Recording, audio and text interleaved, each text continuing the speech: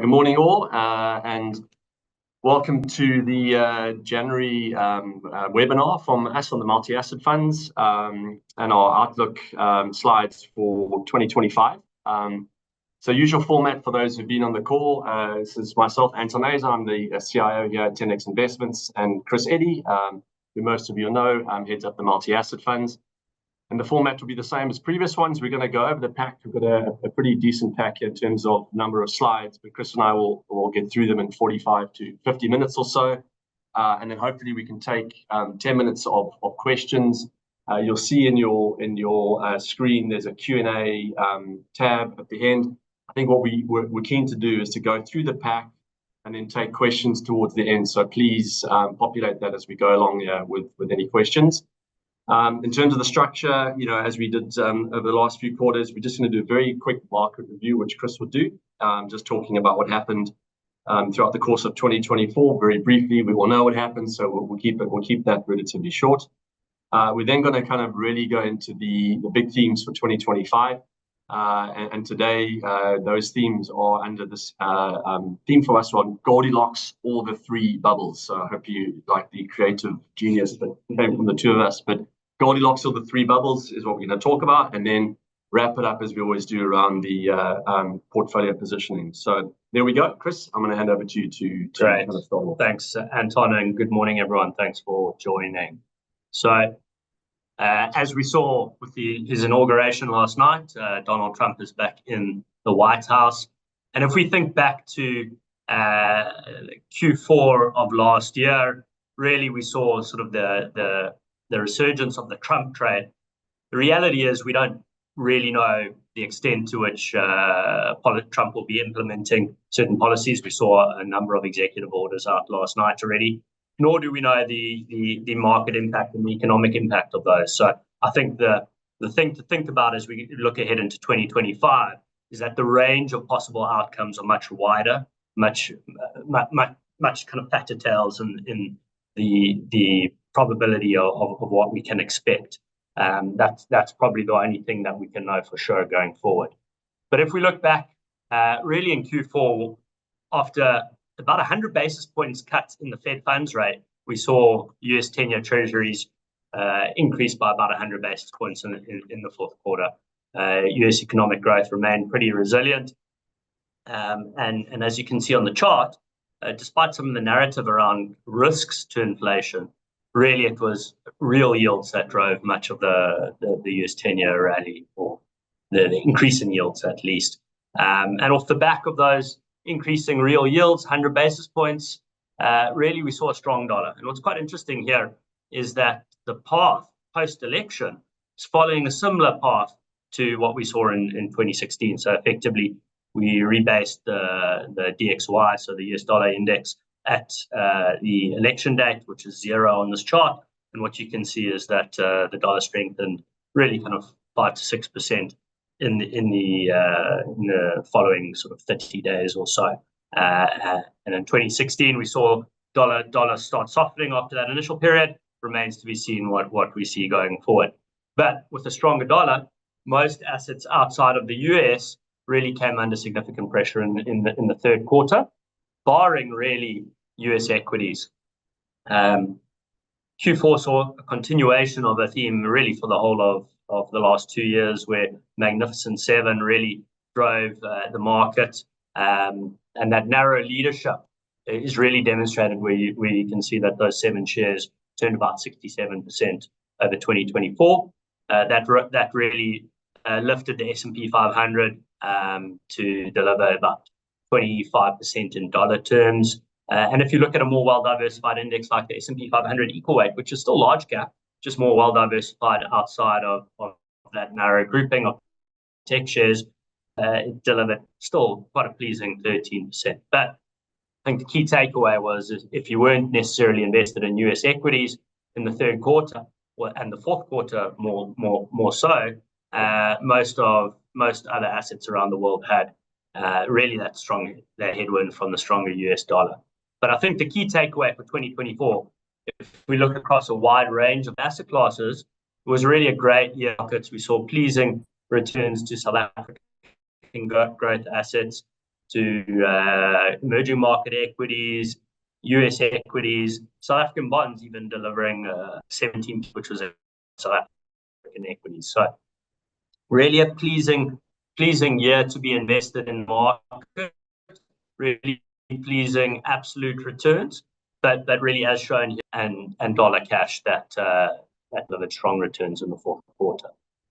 You can remember, if we go back to our last webinar going into the fourth quarter, we really detailed how we were significantly underweight US equities, really on valuation concerns, and we'll unpack some of that theme a little bit more today. But in an environment where underweight US equities and US equities rallied, you can sort of expect slightly softer relative returns. But I think key here is to look at the absolute returns and think about the outcome that we're looking to deliver relative to inflation. Inflation came in at about 2.9% last year, so an absolute return of about 11.5 is really pleasing in that context, and very much delivered in a much better risk-adjusted manner than kind of investing in line with our broader through the cycle benchmark with a much higher weighting in US equities. So that's looking back over the last 12 months. But we're here obviously today to look forward. So Anton.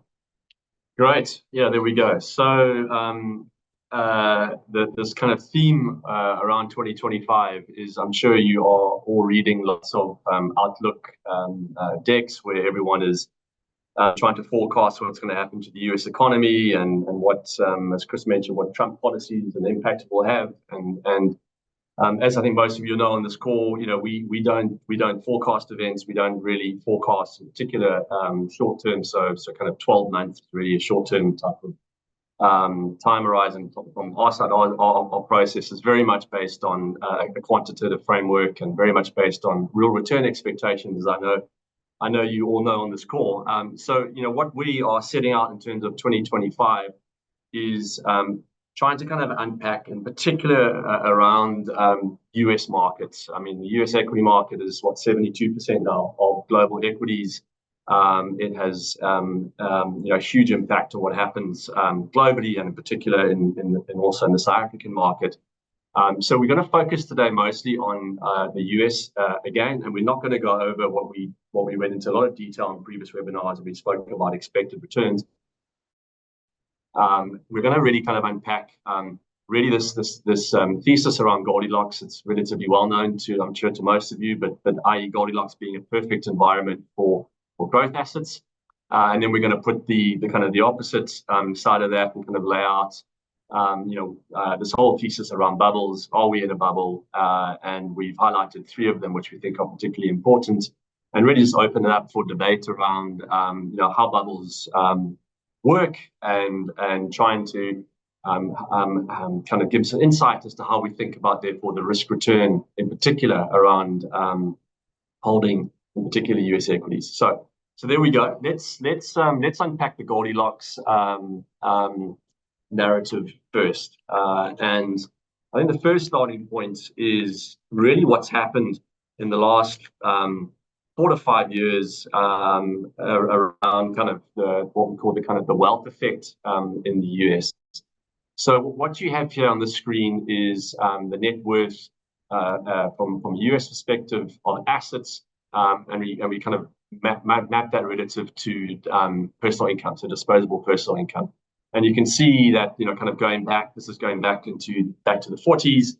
You can see that that's roughly been somewhere around, 5 times in terms of net assets relative to personal disposable income. It peaked kind of when we had the massive residential boom in the early zeros, 20 years ago, so 2006, 2007, at about just under 7.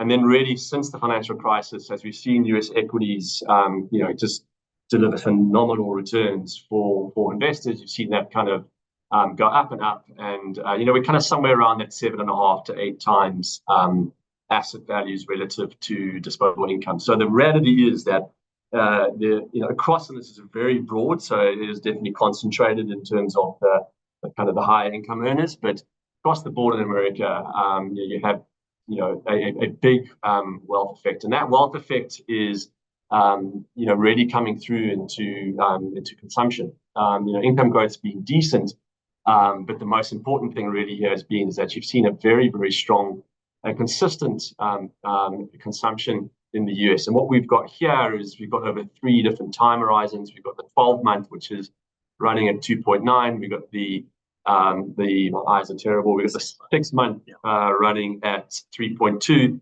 And then you've got the 3-month now at 3.8. So actually what you can see in the fourth quarter of last year is that the consumption growth in the US economy actually is picking up. So the momentum actually is picking up going into January. It's been very solid for a while now. And it's picking up. And it can't really directly related to, but most certainly there's going to be some effect around, Americans are feeling a lot more wealthy, and therefore they're consuming more. So that wealth effect is hugely important for consumption. And it's a messy chart, this, but I think all we want to highlight here is just to kind of get a frame of reference relative to history, just where we are in the US. In the US economy, last year just under 3%. We have unemployment, around 4%. And actually, if you kind of put that into historical context, that's only happened 6% of time, relative to the last 60 years. So it is a very unique period where you have this kind of combination of that type of growth and that type of level of unemployment. So to frame that really from a consumer perspective and economic growth perspective, US economy is consumption strong, asset wealthy, and unemployment is relatively low. On top of that, we've had this huge AI boom, as we all know, with ChatGPT and the impact that it had in 2023 and 24. We know what impact it had on the markets, but importantly, you're actually already seeing a decent amount of capex, which is directly related to kind of AI spending. That bottom left-hand one, you can see in terms of how much the US is spending on AI relative to the rest of the world. But really, all of these charts are showing, both in terms of new orders and computers. Chip imports are off the charts, and we're seeing as there's this greater and greater demand for AI and data, so you're seeing big pickup in construction of data centers. So the investment boom is really in full flow in related to the kind of the AI story. And really what this is all really leading to is very bullish expectations in terms of corporate earnings. So what you've got here on this chart is what's happened over the last 5 quarters. So we've taken earnings per share of the S&P 500, and earnings growth has been 5%, which is pretty much in line with the last 10 years, where EPS growth has been around 4%. So we've had 4 to 5% EPS growth over the last 10 years, 5 in the last 5 quarters. But expectations are really for a huge pickup in earnings growth from really the first quarter of 2025. So there's a 17% pickup in earnings. So the kind of elements around kind of CapEx leading to an investment boom and leading to a big pickup in corporate earnings is very much kind of the expectation. And that all kind of comes together around this the kind of the views around US equities. We pulled up 2, I think, relevant areas to look at. Firstly, on the left-hand side is US consumer confidence. So this is a survey which is done, which ultimately kind of surveys consumers around how many investors are thinking about the stock market and will we have higher prices over the next 12 months. We've mapped that back for the last 30 years. So you can see that we're at the level right now where US consumers have the highest percentage of expected higher stock prices over the next 12 months. So the US consumer is confident. It's confident about the performance in the US equities. The retail participation, we don't have that slide here, but the retail participation in the stock market is really at an all-time high. So the consumer is confident around stock markets. And then on the right-hand side, we've just got a handful of US investment banks and research firms, which kind of, as they always do at the end of December, send us their 2025 targets. And what we've done is just kind of put them all down there on the right-hand side for you, and it shows the kind of the implied return. And you can see really the highest at 20% and the lowest at 2%, so no negative returns, but most importantly, median return of around 12%. So, we had what 25% kind of back-to-back returns in US equities. The consumer is feeling super confident about another very positive year in US equities, and Wall Street is feeling very, very positive. I just want to make a few other comments around just an additional point around the kind of the Goldilocks narrative around Trump. Can't not comment on it. But really that is, as we kind of all know, is very much around further tax cuts, boosting retail spending and boosting corporate investment. Also the theme around deregulation is taken mostly as a very much a positive. And then kind of finally this around the industrial policy, particularly around energy, but just more broadly around tech as well, and therefore really fueling a capex boom in the US. So I think just to summarize the Goldilocks narrative, it's very much around the consumers that are in a relatively good place. Inflation is very much under control. Capex and the AI narrative is very strong, and investments coming through, combining that with very positive sentiment coming from consumers and from the kind of the Wall Street, plus what Trump is doing, take the positive elements of Trump. I think in a sense, kind of combine all of those things together. That's really the Goldilocks narrative for 2025. So I'm going to finish off on that point, and then kind of provide the link to really go into an understanding around, okay, if that really does happen, we have this 10% return, how does it set it up in terms of where we are around the US, and in particular, are we in bubble territory? So we've put forward kind of a few ideas around bubbles, and I think we all have kind of different perspectives on this, and all have our elements of insight. But we've broken it down, I think, into kind of three areas. Firstly is around valuations. Bubble, the most obvious way to kind of look at a bubble is to see what the price is that you're paying. The second thing, which is always important in bubble narratives, is around kind of the new thing or a new era. We'll kind of take some historical context here when we go into it. And then the final piece, which is always necessary, is speculative behavior, and in particular speculative behavior involving retail investors. But speculative, in other words, this can't go wrong. There's always money to be made. The price you pay is kind of irrelevant. It's going up. And those three things, I think, are always good sense checks to understand where we are. And we'll tell you why that's relevant when we get into talking about timing and talking about 2025. But here we've got just an historical context. We've kind of taken this back over 100 years. And we've highlighted four kind of parts of what's happened in the last 100 years, ones which we'll all be familiar with. Obviously, the 2029 collapse that we had in US markets or global markets. Very much the valuations were incredibly high. You can see there what we're showing is many different metrics we could show, but we've just taken the CAPE yield, so earnings yield, smoothed over 10 years, and comparing that to the 10-year real yield, so equity earnings yield relative to government bond real yields. That's basically what this is. You could use the CAPE outright as well, or you can use price to earnings, any different way of approaching it. It's going to tell a very similar story. But back in the late 20s, obviously the new thing was around electrification, motor vehicles, etc. And then that one there, kind of in the 73 Nifty 50, the 50 largest companies in the US, big large cap companies who were household names, and were very much kind of trading at massive multiples, which we'll go into in the next few slides. And then the more recent one in the late 90s, we pulled up the .com bubble, and we're now kind of highlighting this 2025 point in the cycle, where we are, in our view, in the fourth bubble of US equities that we had in the last 100 years. The CAPE yield is relative to the real yield is super important, because it tells you really where equities are looking like relative to real interest rates. We're currently sitting at about 1%, so earnings yield minus real yields at 1%.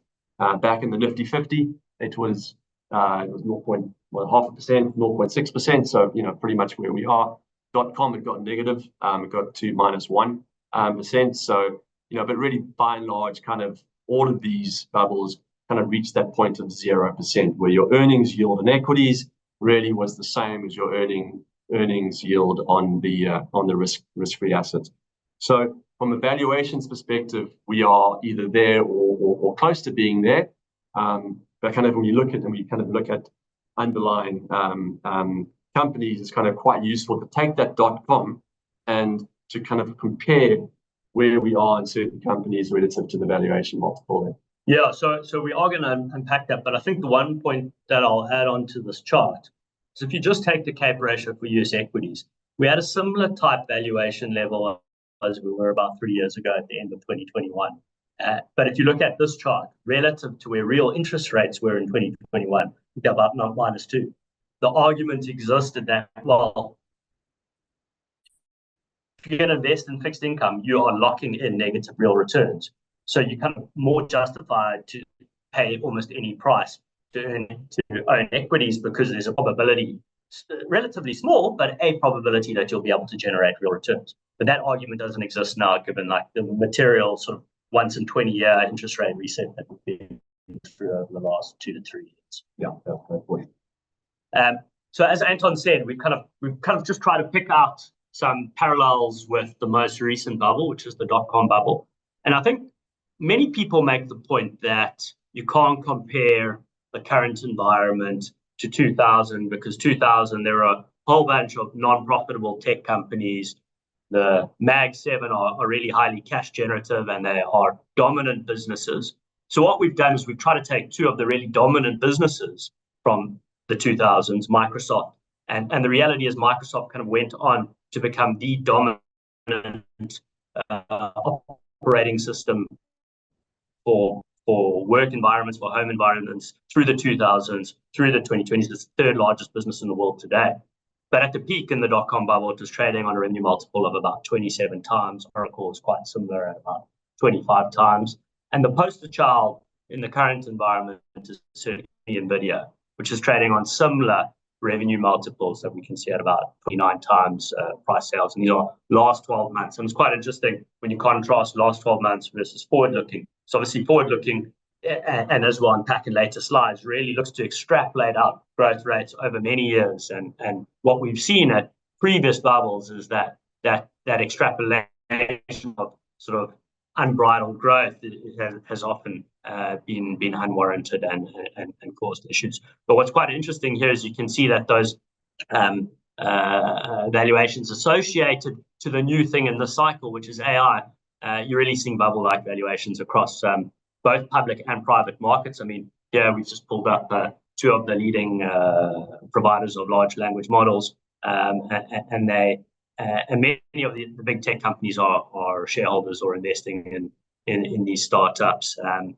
you're really seeing similar bubble-like valuations. I mean, quite interesting. I can't actually keep track of the number of large language models that we have at the moment, and it'll be interesting to see if it becomes somewhat utility-like, if there are multiple of these models that come out. But for today, investors are prepared to really pay any price to be associated and invested in the new tech that really is changing the world, just like the internet did as well. So again, from a quantitative perspective, we're seeing similar sort of valuations as we did in 2000s, really associated with the new thing of the era, the new technology. It was the internet in the 2000s, AI obviously now. And if we build on that NVIDIA example, it's quite interesting to unpack some of those growth assumptions that are embedded into the current price of NVIDIA. So here we've just pulled up really the realized earnings, last 12-month earnings for NVIDIA over really the last 6 years, going back to 2018. And then what's been forecast going forward. And what you can see is there's really been an extrapolation of that exponential earnings growth going out over the next decade. I mean, in 2023, NVIDIA made about $4 billion of profit. By the early 2030s, they expected to make $250 billion of earnings. And really, it's quite interesting. It's quite to go from $4 billion to $8 billion, all those earnings. That's one thing. But the law of large numbers starts to really come into play, and the underlying assumptions that are embedded to be able to double your earnings from 100 billion to 200 billion and so on and so forth really becomes challenging, because if you think about it, you really need to really kind of protect your current markets. You need to grow into new markets, and really you need to see off many different regulatory challenges and competitors, and eventually do you ultimately grow out of and outgrow and become a more maturing business.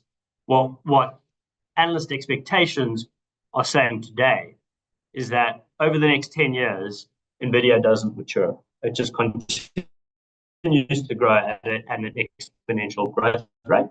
And obviously, we don't invest in single shares. We don't form opinions on individual companies. But what this is showing is it's showing similar characteristics to other bubble-like periods like the 2000s, where exponential growth was just forecast indefinitely over the next sort of 10 to 15 years. So again, we're seeing kind of that similar exuberance, that this time is different, and that the new technology is going to lead to unbridled growth over the next decade.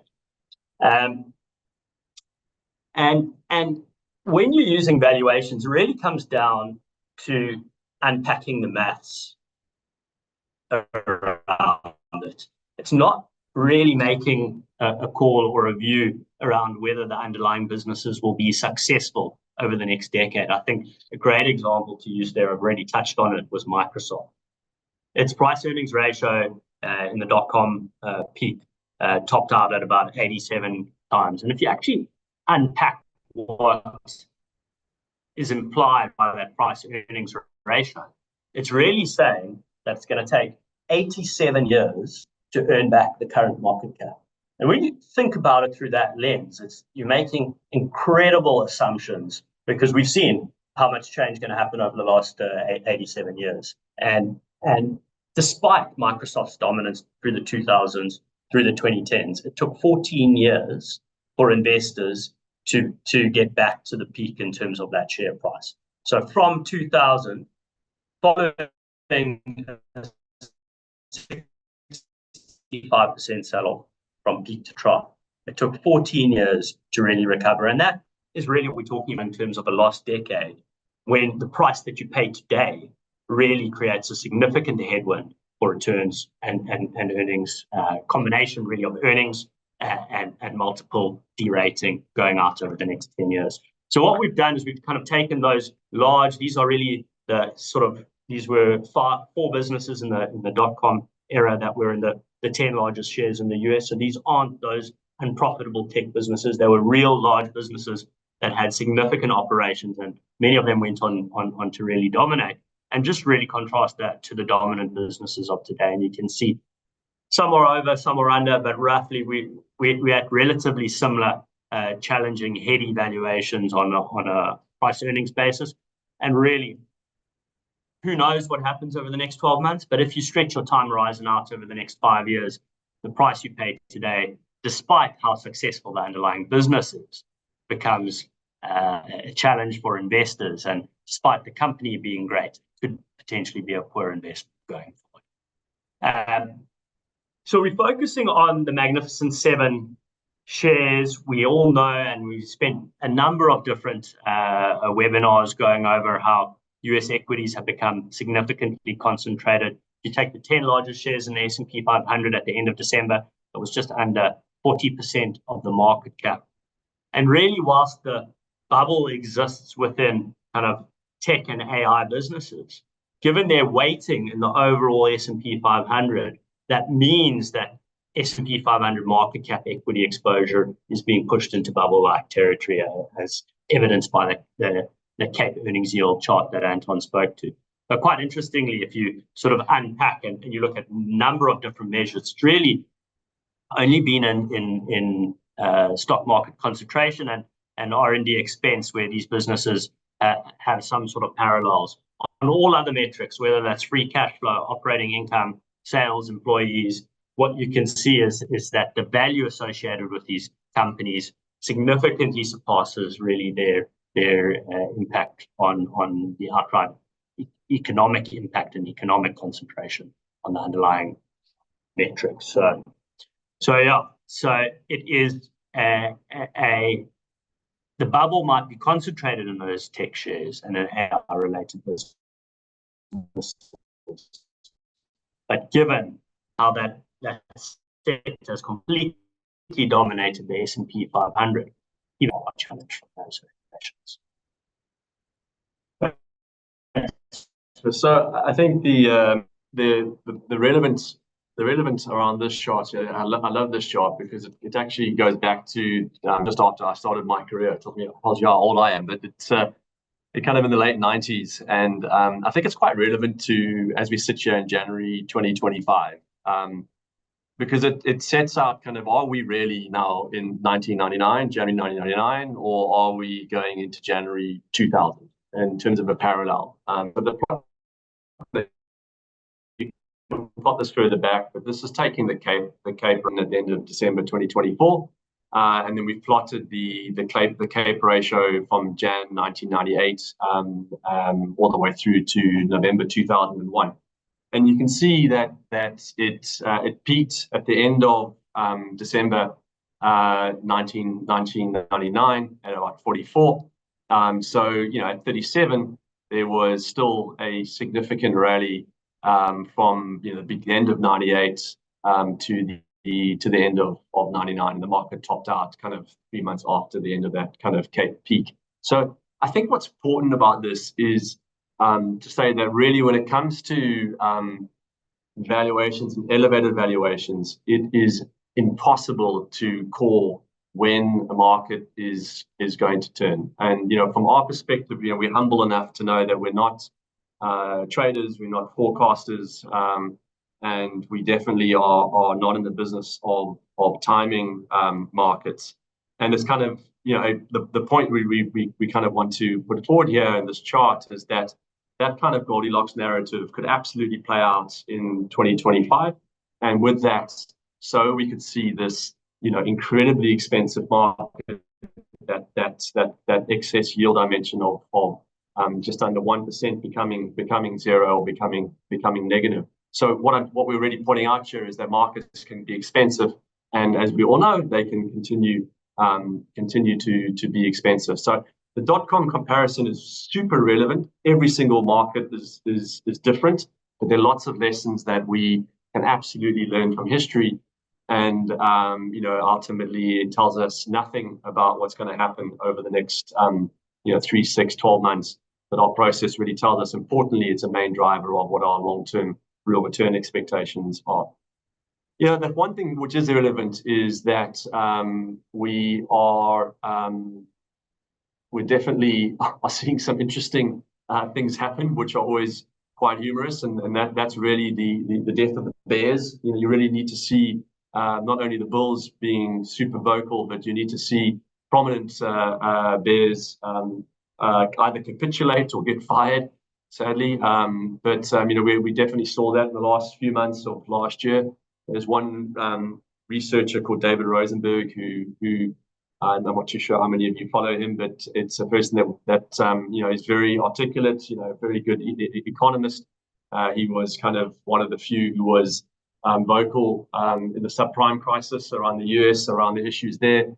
He's been particularly bearish for a while, and it was quite something to read a piece by him. When was it, in November? Beginning of December. Where he kind of said threw in the towel. So the reality is that the bulls are there. We know that they have a very loud voice, and a lot of the kind of more bearish investors have either been fired or capitulated. So once again, just going back to that point around all the things you do need to kind of add up to this being something kind of akin to a bubble is there. And I think that kind of leads nicely onto one of our as an observer kind of what's going on in crypto. So yeah, that's right. I mean, in 2000, it was the unprofitable tech companies IPOing, which were really some of them even frauds as well. But everyone had a fear of missing out, and were prepared to just kind of try double their money or triple their money or quadruple their money in 2 or 3 days, because they saw their neighbors doing it. And really, if you think about it, and this isn't a comment at all about Bitcoin specifically. I think this is the broader crypto asset class, really does appear to be the pet.coms of this bubble. Like if you look at it, and we've seen it just in the last 2 days. I mean, Trump coin, I think it was on Saturday, came out and was up 700% in 2 days, basically creating $12 billion out of thin air. We've seen similarly, I think late October, there was Fartcoin, which has a market cap now of $2.5 billion. I mean, if you think about it, it's almost akin to taking a piece of paper, writing whatever valuation you want on that, and handing that to your friend and saying, you know what, I've just created value out of thin air.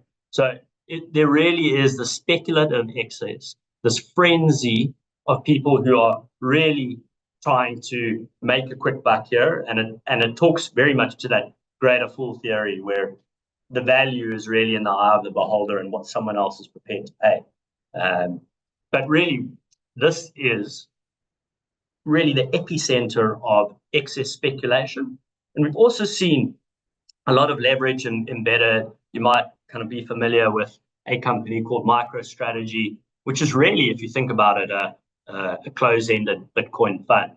I think they have some small sort of software part of the business, but really what they're looking to do is buy Bitcoin from the company treasury perspective, and investors are prepared to pay 2 times the premium for a Bitcoin closed-end fund than they could go into the market and buy Bitcoin for.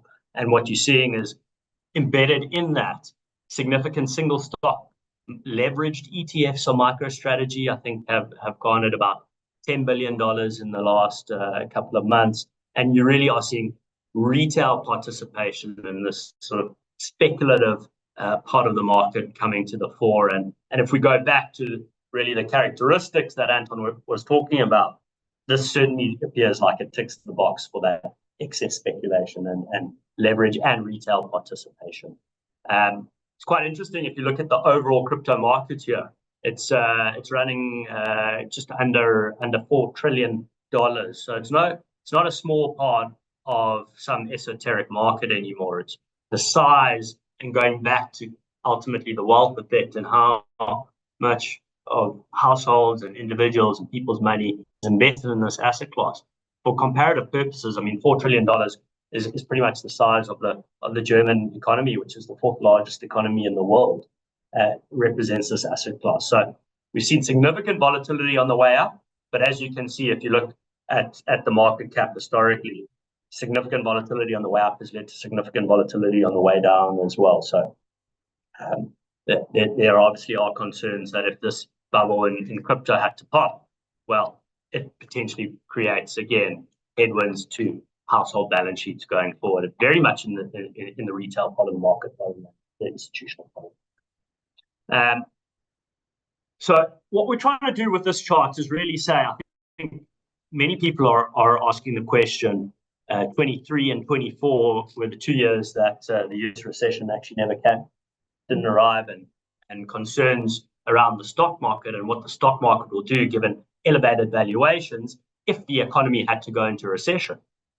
But really, you might have to start thinking about this the other way around, because what happens if the stock market starts deflating from elevated valuations? What happens to that wealth effect? And could that potentially even trigger a recession going forward? And the chart on the left is just some research from the Federal Reserve. Unfortunately, it only goes back to 2022. But I think the key takeaway here is if you actually had to plot the stock market value and you had to overlay that onto that chart, and what that chart is really showing is stock and bond wealth contribution to that real personal consumption expenditure growth. So how much consumption, how much does asset values drive individual personal consumption? Well, it's got quite a strong correlation to that. And you overlay that fact that actually asset prices drive consumption, with the fact that you now have the highest household exposure to the stock market going back on record, where about 43% of household financial assets are invested in the stock market, which is materially higher than where we were in 2007, 2008. In that bubble, that was very much the household. It was a real estate and household values where what really kind of drove many of the household assets. Today, it's the stock market. So you step back and you say, well, in an environment potentially where we have this bubble popping and a reversion back to more long-term realistic valuations looking out over the next 5 to 10 years, well, we know the market doesn't move in a straight line, unfortunately. So there's often a lot of volatility, and actually it could be the popping of this bubble that might cause a recession rather than a recession which causes the popping of the bubble. So those are narratives and stories, but ultimately from our process, we try to set those narratives and stories aside, and we look and we implement really a quantitative framework, which really says what type of returns can we expect from different asset classes looking out over the next 10 years based on the price that we're paying today. And the reality is no one knows with any certainty, and that's why we look at a range of different scenarios to understand across different sort of valuation levels, across different earnings growth levels, what type of returns can we expect. And really, there are 3 components to return. It's the dividend yield that you get, it's how earnings per share grow, and what your valuation level is. And given that we're sitting at about a 37 times CAPE ratio, if we look out over the next 10 years, for a range of different exit capes, even at about 30 times, if we see real EPS growth of about 2%, well, you're still not even hitting 2% real returns from US equities. Our base case, if we think about the tailwind to earnings that we've seen over the last decade in terms of materially lower tax cuts, 0 interest rates, that trend seems to be behind us in terms of where we are in terms of effective taxes, as well as the fact we've had that material reset higher in interest rates. So stripping out that tailwind, the base case for real EPS growth over the next decade is about 1.8%. And even if we don't mean revert back to the long-term CAPE ratio, even if we just go back to the CAPE ratio average from about the last 20 to 30 years, 26 times, that's still a lost decade for US equities of 0 real returns. And you can see across a range of different exit multiples and real EPS growth that the outlook ahead is quite challenged. If we invert what we've seen over the last decade, we've had 10% real returns to US equities. If we assume the same EPS growth over the last decade, the CAPE ratio would need to go to an eye-watering 58 times to generate 10% real returns going forward. So it really says, while we've had a fantastic decade and a half, current valuations create a significant headwind for the outlook going forward. So just to summarize there in terms of where we are, and I think we have been taking quite a bit of time to get through this, because we really do believe that this is the one key theme that all investors need to take on, to be aware of going forward, given the importance in terms of global asset markets. But really, we have the new best thing, which is kind of the AI hype cycle, which is being really extrapolated into the future.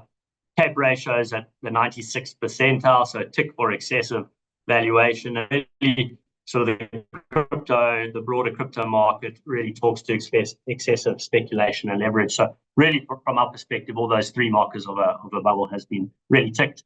And I think the key point here is really the financialization of the economy means that stock market correction might actually cause a recession and not vice versa. And really the key takeaway is that valuation is not a timing tool, and the long-term outlook from US equities from the starting point is really challenged. Great.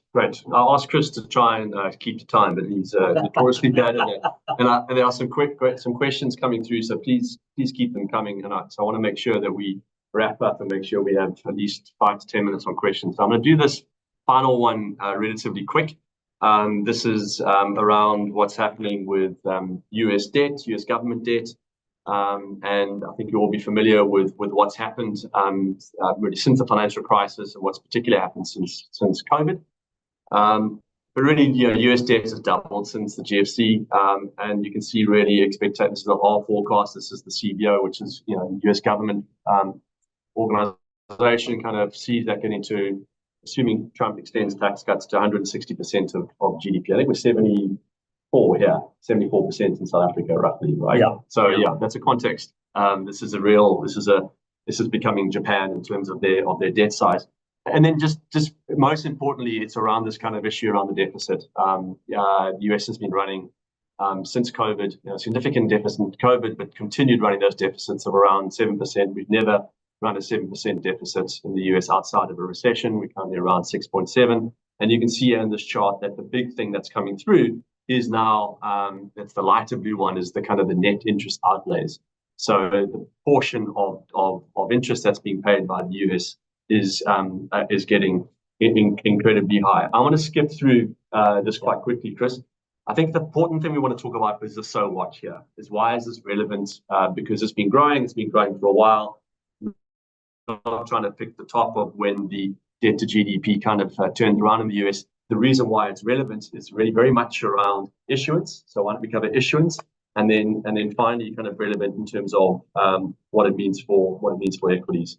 Sure. I mean, again, quite short on time here, but I think what is quite interesting is that that significant deficit needs to be funded.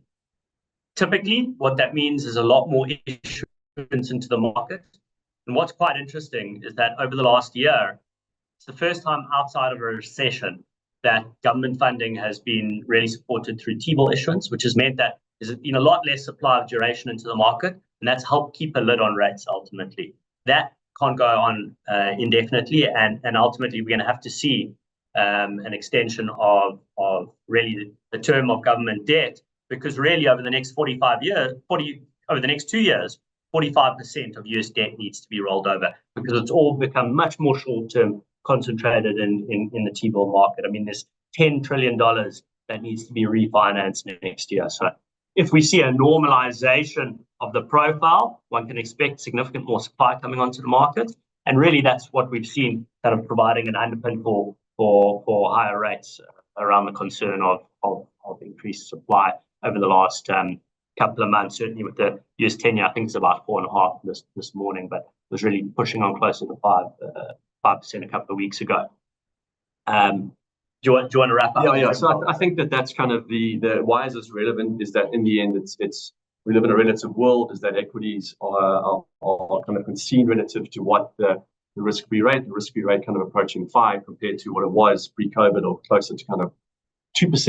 It's super relevant. I think secondly, loose government policy has really been a huge contributor to economic growth and to indirectly to the stock market. And here we are running kind of a 6 or 7% deficit. At some point, we definitely are seeing signs of that. At some point, it does start to constrain this kind of real kind of ability of governments to continue to run more and more debt, and that doesn't impact on the economy, and therefore via fiscal spending. So, I think there's a whole bunch of scenarios in terms of how this can play out. Once again, we're not forecasting any of them, but the real kind of message that comes from this huge bubble that is government debt that's been growing and could continue to grow is that at best it's kind of anything from neutral to negative for growth assets, just given how important and how high yields are now and what kind of a benchmark that provides for equities and the impact fiscal policy has had on the US economy. I think that let's wrap this up quickly because we're at 11:50, and then let's give ourselves 10 minutes to take questions. This is very similar to what we had on the first slide. It's kind of really, this is our most important thing in terms of how we allocate assets. And we have actually updated this. Originally there was in dollars for US equities. We've actually made an assumption there around rand appreciation. So we have negative real returns for US equities going out 5 to 10 years, as you know. And then you can see on the left-hand side, positive views, particularly around South African assets and South African bonds, but also global bonds with real yields now of 2.5% to 3% plus the currency depreciation, it's most certainly looking more attractive. So really, the defensive assets are attractive, and SA equity is attractive as well.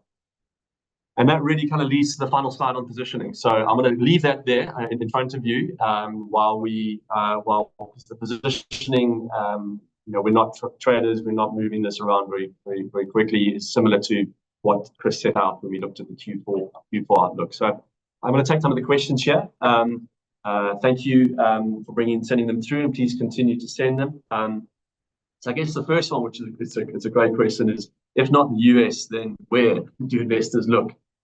Chris, I'll let you. Sure. So, I mean, it's quite an interesting point. Like if we flick back to the previous chart, I mean, I think one observation, if we look at broad markets, is that even broad markets outside the US are kind of fairly valued, maybe slightly expensive, given their long-term history. So not as challenged as the US, but not necessarily sort of screaming buyers. Actually, South Africa stands out as quite an attractive market. But within that, there's actually quite a lot of nuance when you look at the US market per se.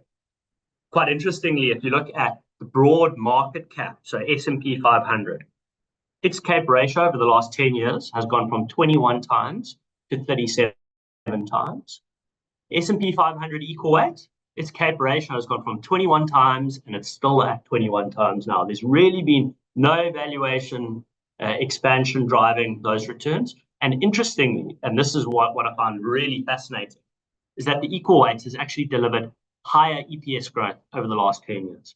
So even within the US equity market, it's very much that concentration, top part of the market, those 7 shares, those mega caps that we're speaking about today, that really skew their outlook and the forward-looking returns for US market cap. So we think there is really opportunity to diversify with indices like the equal weight and like the dividend aristocrats index, which similarly has actually seen a derating in its multiple over the last 10 years. Its CAPE ratio has gone from 24 times 10 years ago down to 21 times. And similarly, it has also actually bested the S&P 500 in terms of EPS growth. So there, even within the US, there are other places to look. We see quite interestingly in EM markets, a similar, quite bifurcated example. They're really, in our view, in EM, you kind of have Taiwan and India, which are really expensive. They're probably 2 markets that similarly sit at really lofty valuations like the US. And then on the other hand, you have sort of the commodity producers like South Africa, Brazil, and obviously China, which really are at really not as challenging multiples. So kind of if you strip away the bifurcation of EM equity, there are also opportunities. Yeah, great. Thanks. I want to take the third question, but I'm going to ask you, this is a really difficult one from Sean. So what is a healthy household exposure to the stock market in your view? So I mean, if I had to answer that, and we can flick back to the chart and look at it, yeah, I would say, when is that exposure? Like elevated exposure when multiples are excessive is concerning. If multiples aren't challenging, I mean, it would be fantastic, but we know that that's not a reality, because it's really the multiple that drives the holding and the value in terms of the composition. For us, over the longer term, we typically like to think about things through reversion to longer term trends. And if we pull up this chart over here and you had to say, okay, well, through multiple cycles, so we've got the dot-com bubble, we've got kind of the GFC here, and we've got the environment where we are currently, kind of had to plot a median around that. It looks around about sort of 30%, yeah, I'd have to say. And so kind of if you're elevated and you've outstripped kind of those longer term trends, it always kind of brings into question, are we in a bubble, and is there concern about how exposed households are to this elevated market today? Yeah. Next one up is around likelihood of financial oppression in the US to support growing debt. I'll take that one. It's a great question. I mean, I think in a sense, QE was, as we all know, was quantitative easing, was a form of financial repression. get real rates down super low and force investors to reach for yield, and in particular to buy equities, and hence that's why we've seen this continuing increase in household exposure to the stock market.